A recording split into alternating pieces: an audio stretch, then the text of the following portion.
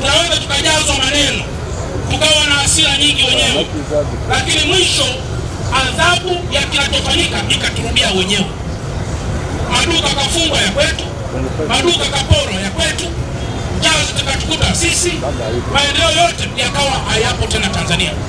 Kwa hii migogoro ya kisiasa mnayoiona inaweza ikawa ni mgogoro wangu mimi na wewe, lakini yupo adui mkubwa wa maendeleo anaweza kuwa amekaa pembeni anatuangalia ili apite katikati.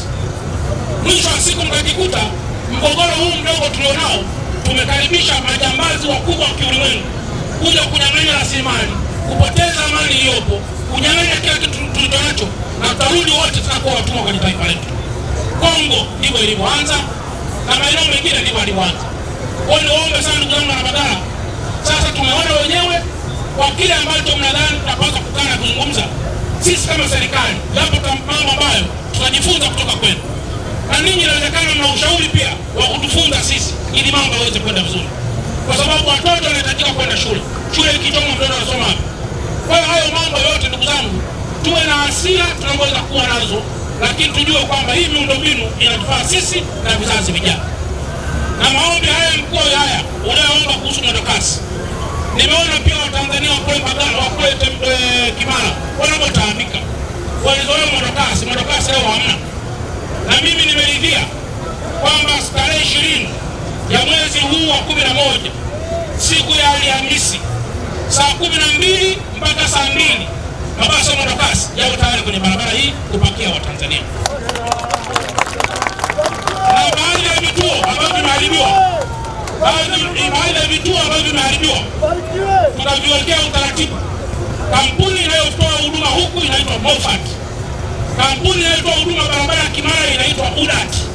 Kampuni ambayo itakuja kutoa huduma kwenye barabara ya mwendokasi, barabara ya mwendokasi kwenda airport, tunaweza tukapanda nyingine. Barabara si zote, kwa kila barabara itapata watu ili ushindani uwe mkubwa kuliko basi kukaa karibu masaa mawili akipakia Watanzania. Anakaa tu anasema nimeenda kula. Watu tukiwa nao wengi hao watu itakuwa ni biashara yenye ushindani na Watanzania hawatakuwa hata mmoja ambaye atakuwa na malalamiko.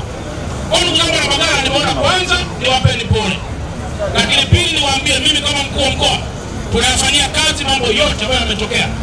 Na tatu, maelekezo mkuu wa nchi kukaa na kuzungumza na Watanzania ili tuijenge Tanzania yenye amani na Tanzania yenye umoja tena. Lazima tufanye jambo hilo. Uchaguzi umekwisha, lazima tujenge kwa sababu uchaguzi unakuja tena. Kwa hiyo haitakuwa tabia njema kufungua kukaa ndani, kufungua kukaa ndani. Hii haitawezekana. Lazima tukubaliane, turidhiane, tujenge Tanzania iliyo moja. Yale mlionayo tutayapokea, yale tulionayo mtayapokea. Kwa tarehe 20 dati, tarehe 20 watu kwa barabara haya, mabasi yataanza kwa kampuni ya Mofat. Waanza kufanya kazi barabara hii. Kwa wale wote pikipiki, magari ya watu binafsi ambayo yanapita kwenye barabara hii, sasa kuanzia tarehe 20 mapema msipite tena kwenye barabara hii, ili barabara hizi yapite mabasi ya kwenda kwa kasi. Mbagala wewe. Lakini pamoja na haya ni kwamba